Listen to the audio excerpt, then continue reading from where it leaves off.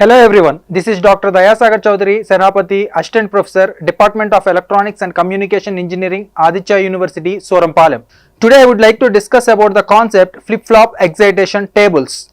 Now, coming to the learning outcomes, at the end of this lecture, students will be able to analyze and design sequential circuits by determining required flip-flop inputs using excitation tables.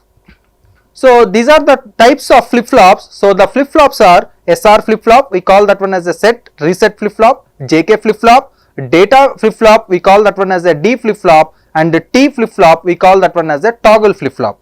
Now, what is excitation table? So an excitation table shows the required inputs of a flip-flop to achieve a desired transition from the present state to the next state. It is mainly used in sequential circuit design, or we can also say like this: the excitation table has the minimum number of inputs which will excite or trigger the flip-flop to go from its present state to the next state. So it is mostly derived from the truth tables. So here we call this one as a characteristic tables. So that is the truth table for the flip-flops. Now coming to the SR flip-flop, so this flip-flop, this is the circuit diagram and this is the truth table of this particular SR flip-flop. So this is, we call this one as a truth table or characteristic table. Now these four cases are the operation of the SR flip-flop. So whatever the combination for 0-0 combination and for 0-1 combination and for 1-0 combination and 1-1 combination. So according to the combinations, two input combinations, the outputs are the conditions like hold condition and whatever the set condition and reset condition and finally undefined condition. So these are all four conditions when two inputs are there. The two inputs are set condition and reset condition. S and R is denoted. Now this is the truth table. Well, coming to the clock signal, so because we are talking about the flip-flops, definitely the controlling signal is nothing but the clock signal. That too we are using the clock, that is edge triggered clock signal, whether that is positive edge or negative edge, we call that one as a pause edge or neg edge, but we call about that clock signal, that too that is like third input of this particular flip-flop. That means clock input is the one input and S is one input and R is other input. So likewise we can take these three inputs. Now if clock is enabled only, the flip-flop will work. So according to the flip-flop, again we are having two states, that is the output are the two states we will indicate, like the present state, that is Qn represented with Qn, and the next state, that is represented with Qn plus 1. Now if the present state is 0 and present state is 1, now we will discuss about the truth table for present state and next state for 0 and 1 combination. So for 0 and 1 combination, this response is 0 1, for both S and R are zeros. So entire thing is enabled with the help of the clock signal only. Whenever clock signal is enabled only, this operation will work. So now this is the truth table. So according to this truth table, we have given all the conditions, four conditions, because we are having two inputs, and finally the state, present state, depending on the present state whether it is 0 or 1, again we are taking that one as an output. So we are considering finally the next state. Now totally we will get the 8 combinations. For this 8 combinations we have given all these inputs and outputs. Now we have to take this characteristic table as the input here. So if we consider the same characteristic table here, now it is converted into this table. That means simply we are minimizing the inputs. So if you consider the characteristic equation table contains the outputs Qn and Qn plus 1. These are the two outputs here, but while coming to the excitation table, we call this one as excitation table. We are simply converting the characteristic table to excitation table. Now it is transformed to the inputs. That means Qn is the input, that is your present state in the characteristic table, and Qn plus 1 is other input, that is also the output from the, that is next state from the characteristic table. Now these two are inputs. Now if two inputs are there, definitely we are getting four combinations, that is either 0 0, 0 1, 1 0, 1 1. So now 4 combinations we have given here. Now for these 4 combinations, that means for 0 0 combination you have to consider here. So this is the 0 0 combination and this is also one 0 0 combination. That is why this dotted line, dotted arrow indicates that 0 for 0 0 combination, if you consider the inputs, the corresponding inputs are here 0 0 and for this is also 0 0 combination 0 1. So S is common here, that is 0, that is why we are placing S here, that is 0. But while coming to R is switching from 0 to 1, that means there is a state change. So if there is a state change, we have to represent it with cross, that is just like a don't care condition. So we know already we are observing this don't care condition in the K-map circuits. So that is why don't care condition we are using, that is cross mark, simple cross mark. So likewise for the input 0 1 combination, we have to observe the characteristic table. Again for 0 1, that means present state 0, next state is 1. So present state 0 and 1 we have to observe in the characteristic table. So if you observe the characteristic table, only one combination is 0, that is one combination is existing here. So 0 1 combination, that is single dotted line is appearing here. Now 0 1 means, so for this particular 0 1 the inputs are 1 and 0. So here S is equal to 1 and R is equal to 0. Now coming to the combination 1 and 0. 1 and 0 means here Qn is equal to 1 and Qn plus 1, that is the next state is equal to 0. Now for this 1 and 0 combination, again if we observe this again, so present state is 1, next state is 0. For this particular output, the corresponding inputs are 0 1. So again S is equal to 0 and 1 is equal to R is equal to 1 we are placing here. Now coming to the 1 1 combination, so again we are having 2, that is here 1 1. So here present state and next state are 1 1 and here also present state and next state are 1 1 here. So we have to consider this combination and this combination. With for these two combinations, here the inputs are 0 0 and here 1 0. That means R is common, that is 0. So that is why we are placing R here 0. But while coming to S, that is switching from 0 to 1. So that is why switching from 0 to 1, simply we are placing the cross mark here. So likewise we are we are drawing the excitation table for this particular SR flip flop. So this entire excitation table can be drawn with the help of the characteristic equation only, characteristic table only. Now this is again, this is the limited inputs. The limited inputs are, we are considering as a present input, that is present state, next input, that is next state. So with the help of this two inputs only, we are constructing this again the excitation table for SR flip flop. Now coming to D flip flop also, again we have to draw the excitation table here. So if you consider this slide, so these are the cases, the case 1 and case 2, case 3 are the operation of this particular D flip flop, and this is the circuit, D flip flop circuit with inverter circuit. So that inverter is used here, but in place of inverter, if we have to draw only NAND gates, so this entire circuit is drawn with the help of only NAND gates. That means the inverter is converted into NAND gate.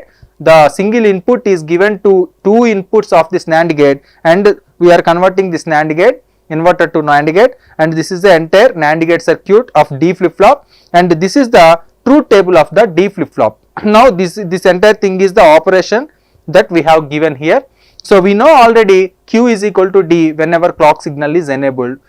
Whenever clock signal is inactive or disabled, the Q follows the previous state. So here this is the same characteristic table, that means truth table of the D flip flop. If we consider, so both present state and next state, so present state 0 0, so we have to convert this one to excitation table. So now we are having two inputs, that is present state Qn, next state Qn plus 1. Now if we consider this is 0 0 combination, so we can draw the line here. So 0 0 1 0 0, for 0 0 combination the input is 0. So that is why we are placing 0 here. And if we take the binary sequence, so 0 1 is the next input. For for 0 1, so you have to observe here 0 1. So this is the 0 1 combination. Now for this particular 0 1 combination, the input is 1, that is why we are placing 1 here. And next 1 0 combination, so for 1 0 combination, this is the 1 0 combination. For this 1 0 combination, the input D is equal to 0, that is why we are placing 0 here. And for 1 1 combination, this is 1 1 combination, so for 1 1 combination, the input is D is equal to 1, so that is why we are placing D here. Now again we go for the JK flip flop. Again this is the circuit of the JK flip flop, and this is the truth table of the JK flip flop, that is the characteristic table, and these are the conditions, that is the combinations, that cases 1 2 3 4 case we are given here. So we know already the first one is hold condition, and the second one is as usual it follows, the output follows the J, that is if J is equal to 0, Q is equal to 0, if J is equal to 1, Q is equal to 1, that is the case 2 and case 3. And coming to case 4, J is equal to 1 and K is equal to 1, the output is nothing but the toggling condition. So this is the toggling condition, means which is nothing but the complement of the one another. So likewise we are considering here, this is the characteristic table or truth table. Now we are converting this characteristic table into excitation table. So this is a transformation again. So now again we have to consider the two inputs as outputs as the inputs here, Qn and Qn plus 1. Now again we have to consider 0 0 and 0 1, 1 0, 1 1. These are the four combinations for the two input table. Now we have to identify that 0 0 and 0 0, here 0 0, one more combination, that means this 0 0 and this one 0 0. We have to draw arrows like this, and for this 0 0 combination inputs are 0 0, but here 0 0 combination inputs are 0 and 1. That means J is only 0, so that is why we have given 0 for J, but while coming to K is switching from 0 to 1. So that is why again we have to use the cross mark here in K place. Again for 0 1 combination we have to identify, we have to observe the 0 1. So this is 0 1 and this is also 0 1. For this 0 1, this inputs are 1 0 and here the inputs are 1 1. That means J is 1, so that is why J is 1 here, and K is equal to switching from 0 to 1. So we cannot define, so that is why we can give the cross mark here undefined. While coming to the 1 0 combination, again we have to identify or observe the 1 0 combination. Here 1 0 combination is there, again the last one 1 0 combination. If 1 0 combination, the corresponding inputs are 0 1 and 1 1. So J is switching from 0 to 1, so that is why J we are placing a cross mark here, and K is equal to simply 1, so that is why we are placing 1 here. And again, and the final stage, that is 1 1 combination. For 1 1 combination we have to observe here, so this is 1 1 and this is also 1 1 combination, and inputs are 0 0 and here 1 0. That means J is switching from 0 to 1, but K is in 0 position. That means J is switching from 0 to 1, that is why we are placing cross mark here, but K is as usual, that is 0, simply that is 0. So that is why we are placing here. So we can draw the arrows also like this, so we can easily define the conversion.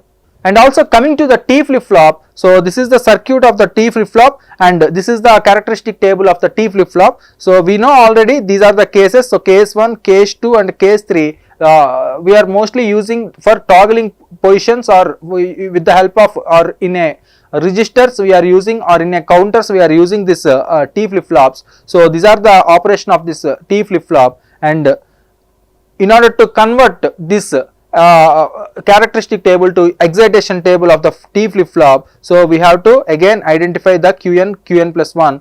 We know already Qn plus 1 are the inputs in the excitation table. Now so for 0 0, 0 1, 1 0, 1 1 we have to identify the outputs here. So for 0 0, so we have to identify here 0 0, that T input is 0, so here the output T is equal to 0, we have to place here. And for 0 1, again we have to identify this connection, so this is 0 1 combination. Again for 0 1, the T is equal to 1 here, so that is why we have to place the 1 here.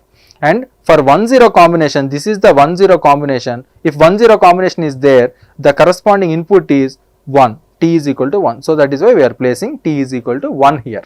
And for 1-1 combination, so this is the 1-1 combination. So 1-1 combination, the corresponding input is 0. So that is why we are placing 0 here.